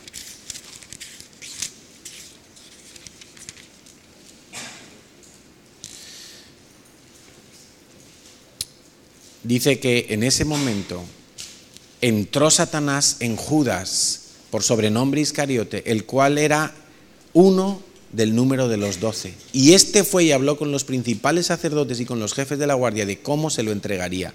Ellos se arreglaron y convinieron en darle dinero. En Juan especifica que fueron 30 monedas de plata. Pero fíjate, entró Satanás en Judas. Entró Satanás en Judas. Como en su corazón no había plena seguridad de querer hacer la voluntad de Dios y de que Cristo era el Mesías. Y él tenía una puerta abierta allí atrás. Y por esa puerta él robaba el dinero porque eso era lo que le daba a él seguridad. No vaya a ser que Cristo falle, que Jesús me defraude a mí y me decepcione. Entonces esa puerta abierta al pecado y esa falta de confianza en los planes de Dios fue la que permitió que Judas fuera lleno de Satanás y no del Espíritu Santo. Yo básicamente lo que entiendo con todo esto es que cuando uno no está lleno del Espíritu Santo, es el mismo diablo el que empieza a trabajar en nuestras vidas, a pesar de que seamos cristianos. Uno puede ser cristiano y no estar lleno del Espíritu Santo, entonces es Satanás el que está guiando tu vida. Y no hace falta que Satanás te guíe a que hagas una matanza en la calle y digas, uy, esto está satanizado. No, Satanás simplemente con que te saque de la voluntad de Dios ya tiene su papel logrado, ya ha conseguido lo que quería, que tú no cumplas la voluntad que Dios tenía para tu vida. Ya para terminar, en Mateo 26, 36, en Mateo 26, 36, sí. El Señor está orando allí en Getsemaní, precisamente la noche en que Él iba a ser apresado. Y ocurre algo. A mí me encanta esta parte porque dice y enseña muchas cosas. El Señor le dice a sus discípulos: estoy triste y angustiado. El Señor abre su corazón con los discípulos y les dice: estoy triste y angustiado porque me van a apresar, me van a crucificar. O sea, vienen los momentos más duros de mi vida. Es lo que le está diciendo Jesús a los discípulos, pero al mismo tiempo les está diciendo: velad y orad para que no entréis en tentación. Y les dice: venid conmigo y orad. Orad, porque vienen los momentos más difíciles, los momentos más críticos, los más duros, los que me pueden hacer desviarme de la voluntad de Dios. Es lo que le está diciendo Jesús a sus discípulos. Velad y orad. ¿Y qué pasó? Los discípulos se durmieron. Probablemente la tristeza les invadió también a ellos. Acababan de cenar, tenían la barriguita llena, eso da sueño. Habían tomado vinito, porque en la cena de Pascua se toma vino, eso da sueño. Pero no es excusa. El Señor les dijo: ahora es tiempo de orar. Pero no oraron. Desobedecieron a Dios, ¿sí o no? Desobedecieron a Jesús. No oraron, sino que en lugar de orar, se durmieron. Ay, Señor, yo esta mañana iba a orar, pero el despertador no lo escuché y me dormí. Siempre se nos ensordece el despertador para orar, pero no para ir a trabajar. Yo eso no lo entiendo. Pero a los discípulos les pasó esto. No oraron, sino que se durmieron. Y el Señor dice que pasó una hora, regresó y los despertó. Venga, espabilar. Son tiempos difíciles. Ahora lo que hay que hacer es orar. Ay, sí. Se abrieron un poco los ojos y al momento, otra vez, dormidos. Y el Señor orando allí un poquito más aparte. Pero el Señor les decía: orad y velad para que no entréis en tentación. El Señor Jesús sabía muy bien que esa era una noche de mucha tentación. La gran tentación para Jesús, ¿cuál era? Cuando vengan a apresarme, a justiciarme y a crucificarme, yo me bajo de la cruz, yo me escapo como otras veces sin que nadie se dé ni cuenta y yo no paso por ese sufrimiento. Esa era la gran tentación para Jesús. Pedro le había dicho al Señor: Señor, yo estaré contigo hasta la muerte si hace falta. Y el Señor le había dicho: Pedrito, que esta noche va a cantar el gallo y antes de que lo haga 3 veces tú ya me habrás negado. Tú ya me habrás negado. Y Pedro como diciendo: no, yo contigo. Y todos los discípulos, no solo Pedro, que ahora nos acordamos de Pedro. Pero es que fueron todos los que dijeron lo mismo: contigo hasta la muerte.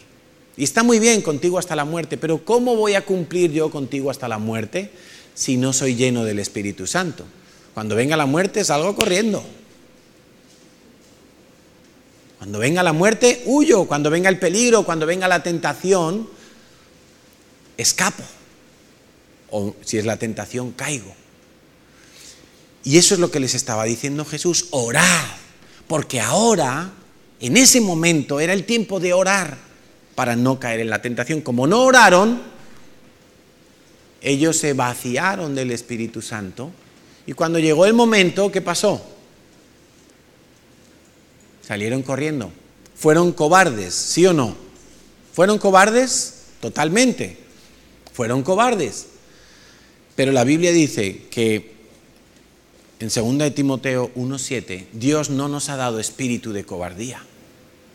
Si ellos hubieran orado, ellos hubieran tenido espíritu de poder, de amor y de dominio propio. Hubieran permanecido al lado de Jesús. ¿Quién sabe si alguno de ellos hubiera sido crucificado también?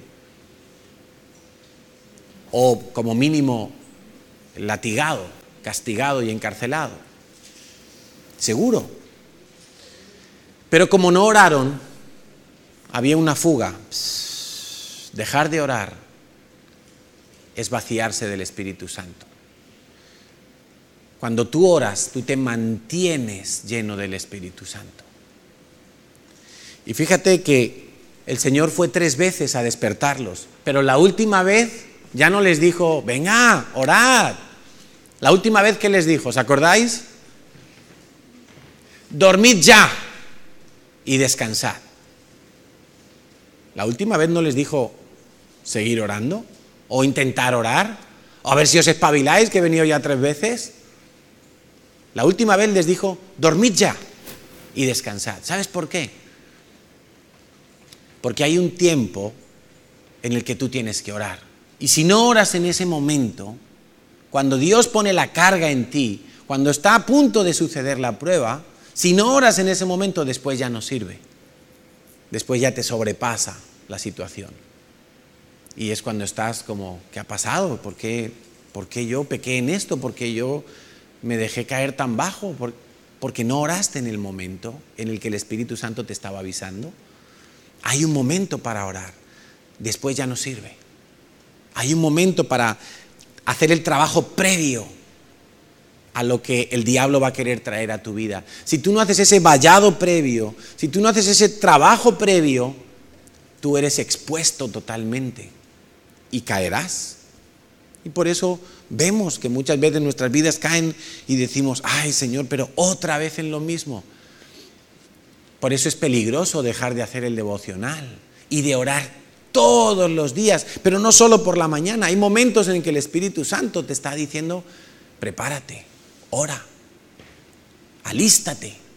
Y a lo mejor no le hacemos caso. Ay, mejor me pongo a ver el fútbol, me acurruco, me duermo, la película, y luego digo, ya oraré mañana por la mañana, que es otro día. Total, ya hoy hice mi devocional. La Biblia nos dice que oremos sin cesar. ¿Entiendes ahora lo que significa? Orad en todo tiempo, orad sin cesar.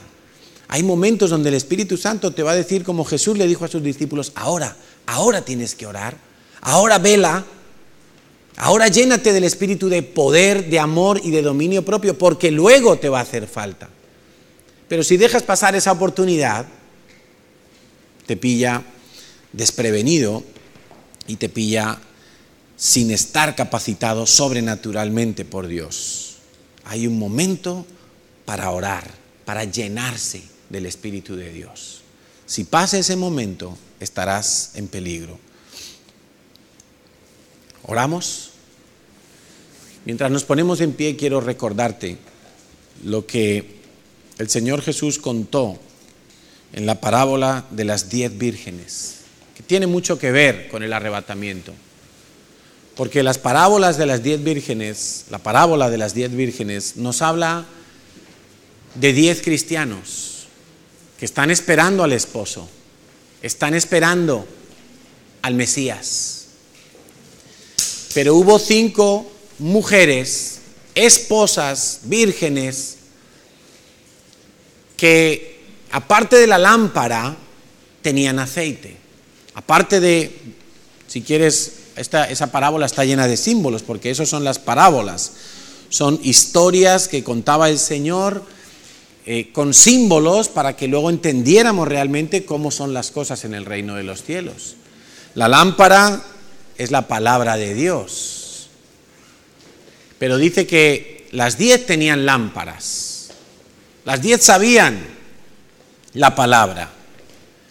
Pero solamente 5 de ellas, además de las lámparas, tenían aceite de reserva.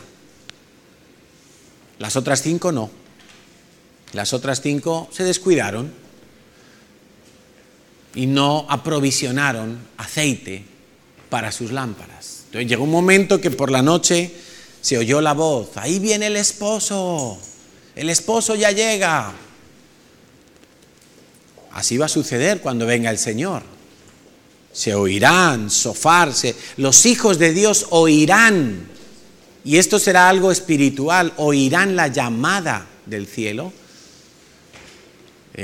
Ha habido en el redil el año pasado, hubo niñas que escucharon ruidos en el cielo, como un shofar, y allí no estaba pasando ningún avión, ni había ningún elemento natural. y entendimos que eran sonidos que venían del cielo. Y se está empezando a oír, en muchas partes del mundo se está dando testimonio de gente que oye el shofar desde el cielo, en todas partes del mundo. No sé si será eso, yo todavía no lo he oído, pero lo que es seguro es que cuando el Señor Jesús vaya a venir a buscar a su iglesia, lo vamos a oír la llamada, va a ser una llamada interna. Quizás sea audible también, o a lo mejor es audible solo para los creyentes, no lo sé, pero que lo vamos a recibir como una llamada, seguro. Y dice que así les ocurrió a estas vírgenes, oyeron, ahí viene el esposo, ahí viene el esposo. Y ellas rápidamente se levantaron, encendieron sus lámparas porque era de noche. Acuérdate que el esposo vendrá como ladrón en la noche, cuando nadie lo espera. Cuando la gente quizá está muy relajada y no está preparada. Aquí viene el esposo, salid a recibirle. Entonces todas aquellas vírgenes se levantaron y arreglaron sus lámparas. Las pusieron, las encendieron, vieron que tenían aceite y las 10 encendieron las lámparas. Pero había unas insensatas que no habían traído mucho aceite. Quizá un poquitito que les quedaba en la lámpara nada más. Y las insensatas dijeron a las prudentes, dadnos de vuestro aceite, porque nuestras lámparas se apagan. No apaguéis al Espíritu. Y qué terrible sería que cuando venga el Señor, algunos de sus hijos estén con las lámparas apagándose. No están llenos del Espíritu Santo. El aceite es símbolo del Espíritu Santo. Y las prudentes o sensatas dijeron, para que no nos falte a nosotras y a vosotras, id más bien a los que venden y comprad vosotras mismas. Pero ¿qué ocurrió? Mientras iban y compraban, las prudentes entraron en las bodas con el esposo, pero las puertas se cerraron. Ya no hubo lugar para que las otras que vinieron después entraran. Esto nos habla del arrebatamiento, de los que entran a las bodas, y nos habla de los que se quedan fuera sufriendo en la gran tribulación. ¿Van a ser salvos finalmente? Sí, pero van a pasar la tribulación. Una tribulación horrible como nunca antes hemos visto en la tierra. Si ahora mismo vemos noticias que cada vez nos escandalizan más y nos asombramos de hasta dónde puede llegar el corazón del hombre. En estos días veíamos una noticia de una niña de meses que ya había tenido agresiones sexuales por su padre, creo que era, o padrastro, 3 meses creo que era, y ya los médicos han certificado que la niña ha tenido agresiones sexuales. ¿Cómo puede ser? Impensable. Bueno, pues en la tribulación eso se quedará pequeño de tanta sufrimiento y tanta maldad que va a haber para los que la tengan que pasar. Y yo quiero que vivas lleno del Espíritu Santo, entre otras cosas, para que te evites este problema. Pero más que para que te evites este problema, para que entres a las bodas del Cordero, porque esas bodas, también te digo una cosa, van a ser las mejores bodas que se hayan celebrado jamás. También leí una noticia de no sé qué tipo que había hecho unas bodas impresionantes que duraban una semana y se había gastado millones de dólares en hacer sus bodas, pero eso no tendrá comparación con las bodas del Cordero. Y a mí me gusta más predicar en positivo, no es que te llenes del Espíritu Santo para librarte de la tribulación, que ya es bastante motivo, pero también para que entres, sobre todo para que entres a las bodas del Cordero cuando venga el esposo a buscar a su amada iglesia, la esposa de Cristo. Y algo que entiendo también en esta parábola es que la unción, la llenura del Espíritu Santo no se traspasa de unos a otros. No es que yo oro por ti y tú eres lleno del Espíritu Santo. No. Puede haber una unción para el ministerio que se necesite la imposición de manos, como una delegación de autoridad más bien, Pero eres tú cuando te comprometes con Dios en hacer la perfecta voluntad de Dios y rindes tu vida por completo a Dios, cuando te ubicas debajo del chorro del aceite. Cuando te pones debajo de Dios para que Dios te llene de su Espíritu. Esa es la principal condición. Porque todo lo demás ya lo habrás hecho. Apartarte del pecado, confesarlo, clamar a Dios, dejar la vida vieja. Pero falta una cosa. Señor, haz tu voluntad conmigo. Que mi vida sea para hacer tu voluntad. En ese momento tú estás en condiciones de ser lleno del Espíritu Santo. Y si después te cuidas un poquito de estas cosas que hemos visto, para no apagar, para no contristar al Espíritu de Dios, entonces tú vas a permanecer lleno del Espíritu de Dios. Satanás no podrá colarte ninguna mentira, no podrás ser uno de esos que traicionan a Jesús, porque tú estás lleno del Espíritu de Dios, allí no puede entrar otra cosa. Y vas a permanecer hasta el final. Y aún si fuere necesario dar tu vida, estarás dispuesto, porque tendrás esa capacitación sobrenatural de Dios, espíritu de poder, de amor y de dominio propio. ¿Cuántos quieren eso? Pero por favor, que no sea un pico del domingo. Ay, yo quiero eso, Señor. Yo quiero que Satanás nunca me engañe. Yo quiero que lo primero que le tienes que decir a Dios es que te ayude a corregir el rumbo y que de verdad tu vida sea para hacer la voluntad de Dios. Que tú te metas en el río de Dios y a donde Dios te lleve, a donde Dios diga, lo que Dios demande de ti, que tú digas, sí, Señor, lo hago, sí, Señor, lo hago. Que tú me mandas a un sitio difícil, lo hago, Señor. Que tú quieres que yo no me junte con tal gente, lo hago, Señor. Que tú quieres que hable a mi vecino, lo hago, Señor. Voy a hacer tu voluntad. No es tanto, Señor, lléname con tu Espíritu, aquí yo quiero ser lleno. ¿Pero para qué? ¿Para qué quieres ser lleno del Espíritu de Dios? Solamente aquellos a los que Dios ve en esa rendición total y que se mantienen allí rendidos, renunciando a su vida. Ya no vivo yo, vive Cristo en mí. Cuando eso es verdad en tu vida, tú vas a ser lleno del Espíritu Santo. Ni siquiera se lo tendrás que pedir a Dios, porque Dios estará derramando su aceite todo el tiempo. El cuerno de Dios que derrama el aceite está siempre echando aceite. Si tú te colocas debajo, tú vas a ser lleno. Ni siquiera lo tendrás que pedir. Dios te va a saturar, Dios te va a llenar y tu vida estará lanzada en el propósito de Dios. Entonces, mientras escuchamos esta canción, vamos a orar. Padre, te damos muchas gracias, Señor, porque tu palabra habla claro, directo. Tu palabra habla profundo a nuestro corazón, Señor. Y hoy queremos revisarnos, Señor, porque quizá ha habido en nosotros... No, esta canción no. Señor, quizá ha habido en nosotros actitudes que han manifestado que no estamos dispuestos a hacer tu voluntad. Hemos estado, Señor, pendientes de otras cosas, hemos estado pendientes de nosotros mismos. No hemos quitado todavía la amargura, el enojo, la malicia de nuestras vidas, Señor. Aún permanecemos con cosas y pesos y pecados, Señor, de los cuales no nos hemos deshecho. Señor, no hemos confesado toda nuestra maldad, no hemos rendido por completo nuestro corazón. Y a veces, Señor, a veces hemos deseado la llenura de tu Espíritu, pero hemos sido incapaces de mantenerla, porque nuestra vida está llena de grietas, de fugas, de pérdidas, Señor, porque en nosotros hay todavía muchas cosas que no hemos traído a tus pies, Señor. Por eso en esta mañana queremos revisar todo este proceso que tuvimos que haber vivido ya, Señor, pero del cual en alguna ocasión nos hemos saltado etapas.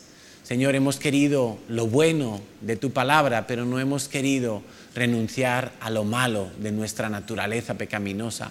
Hemos querido tus bendiciones, Señor, pero no nos hemos deshecho de las maldiciones aún.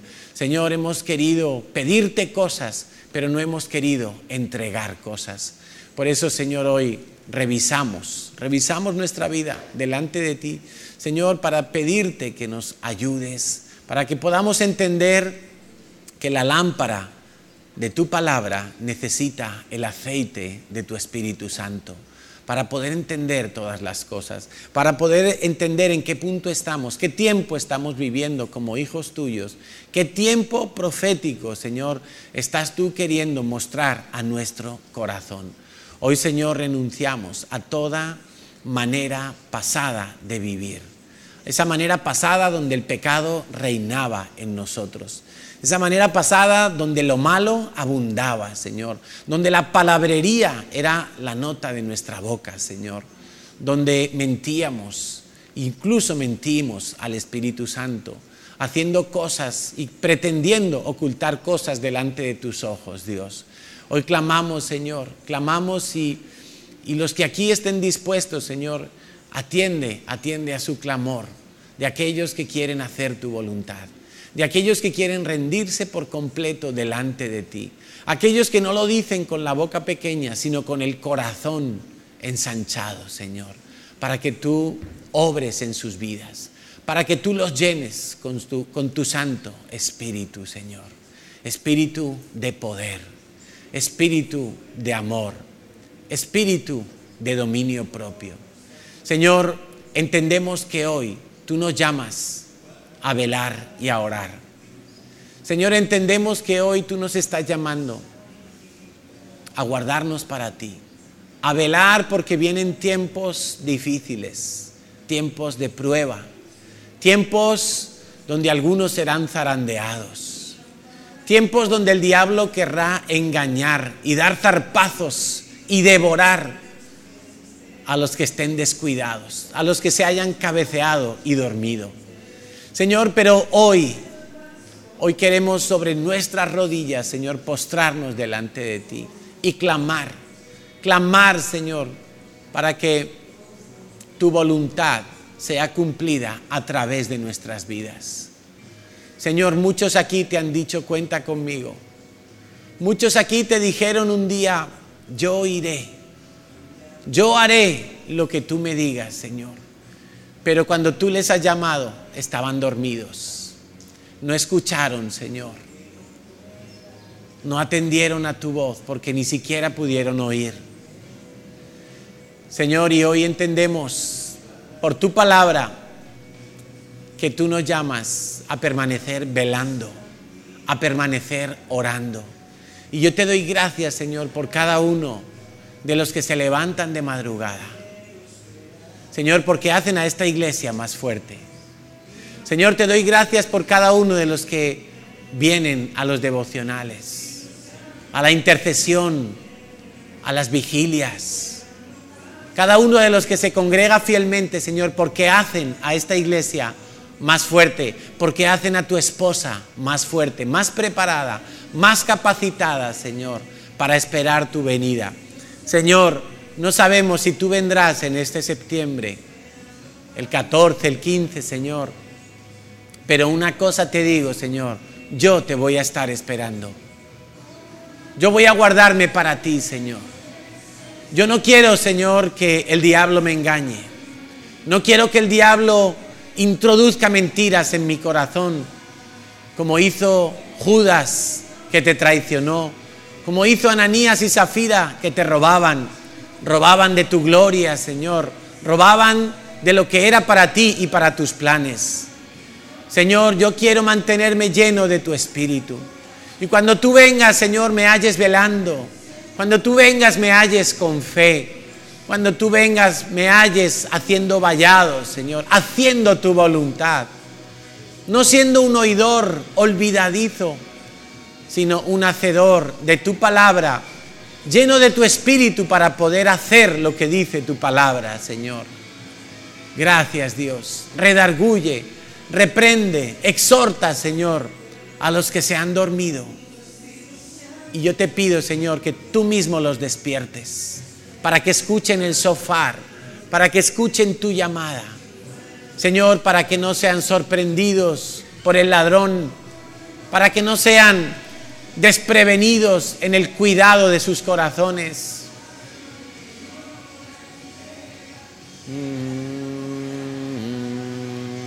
Ven, Señor Jesús. Ven, Señor Jesús. Santo eres Dios. Santo eres Dios. Grita enamorada.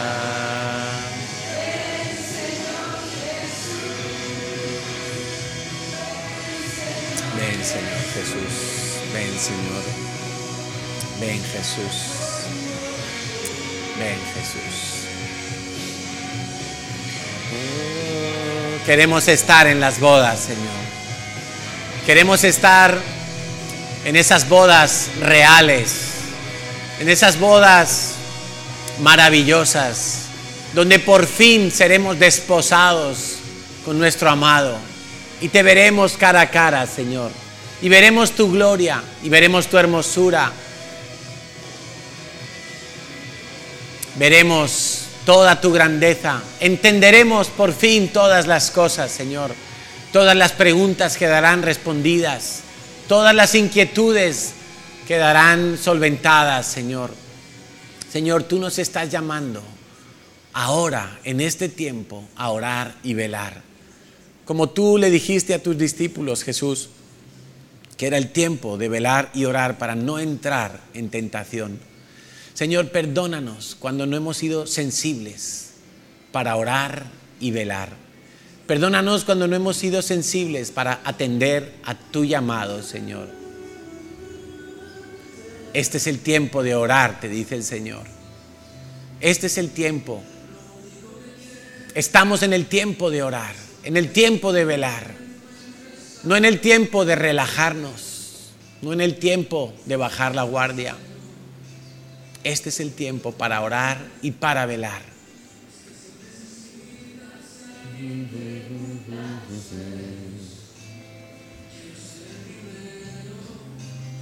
Gracias, Señor. Al amor que tú me das, me hará caminar cuando tú regreses. Me entres haciendo tu voluntad. Que así sea, Señor. Que todos los que estamos aquí podamos entrar a las bodas del Cordero. Que nuestras lámparas estén encendidas. Que nuestros depósitos de aceite estén llenos, sin fugas, sin grietas, sin pérdidas. Que podamos estar en paz con todos. Que podamos, Señor, desechar toda malicia, toda amargura, todo resentimiento, todo amor al mundo y a las cosas que están en el mundo.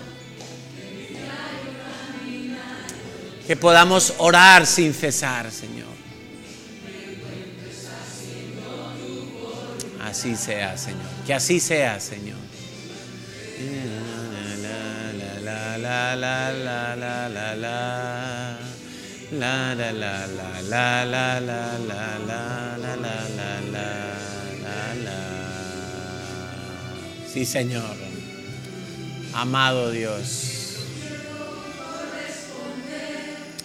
al amor que tú me das, y cuando tú regreses me encuentres haciendo tu voluntad. Aleluya, Señor. Señor, que cuando tú pidas a uno que se levante a orar, me encuentres a mí. Que cuando tú pidas a uno que vaya y dé de beber agua al sediento, me encuentres a mí. Señor, que cuando tú vayas y pidas a uno que abrigue al que tiene frío, me encuentres a mí. Que cuando tú pidas a un voluntario, Señor, a uno que esté dispuesto a cualquier cosa, me encuentres a mí, Señor. Y así sabré si estoy o no estoy lleno de tu Espíritu, Dios. Ven, Espíritu Santo, hoy queremos pedirte, como dice esta canción, otra vez, una vez más, Espíritu de Dios, Consolador, precioso Dios, que tú nos guíes a toda la verdad, que tú nos convenzas aún de nuestros propios errores y pecados, de la justicia y del juicio que vendrá en el tiempo final. Espíritu de Dios, que tú seas en nosotros, confortándonos, llenándonos, saturándonos, no para sentir placer, sino para poder dar placer al Padre. Que así sea, Señor, que así sea. Aleluya, Señor. Aleluya, Señor.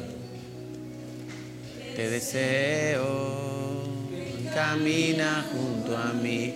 Tú me puedes entender, Consolador. Sumérgeme, inúndame en ti.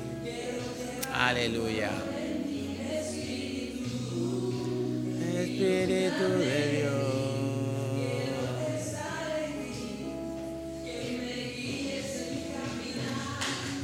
Gracias por estar aquí, por estar en mí, sosteniéndome, ayudándome, Consolador, ayudador.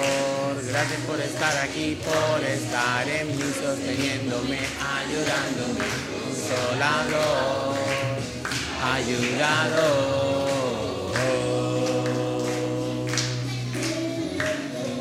Santo. Te deseo, ven, camina junto a mí, tú me puedes entender, Consolador. Sumérgeme en ti, inúndame de ti, quiero estar pronto en mi espíritu. Inúndame de ti, quiero estar en ti, que me guíes en mi caminar. Gracias por estar aquí, por estar en mí, sosteniéndome, ayudándome, Consolador, ayudador. Gracias por estar aquí, por estar en mí, sosteniéndome, ayudándome, Consolador, ayudador. Aleluya. Ayudador, gracias por estar aquí, por estar en mí, sosteniéndome, ayudándome, Consolador, ayudador. Bendito Dios, Espíritu Santo.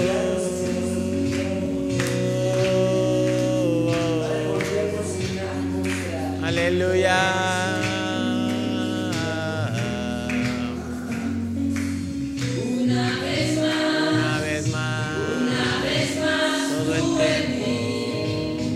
Ayudándome, aleluya, una vez más, aleluya, una vez más, aleluya, Señor, ayudándome, poderoso Dios, una vez más, tú en mí, ayudándome, gracias Dios, una vez más, tú en mí, ayudándome, una vez más, tú en mí, ayudándome, una vez más, tú en mí,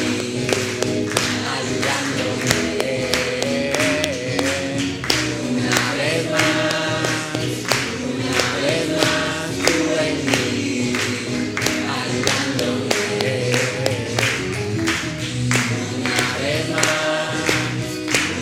vez más, tú en mí, ayudándome,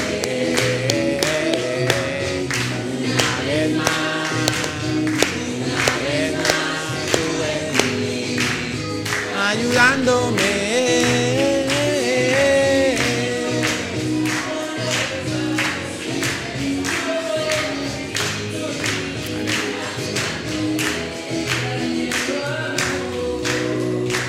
Gracias, Señor.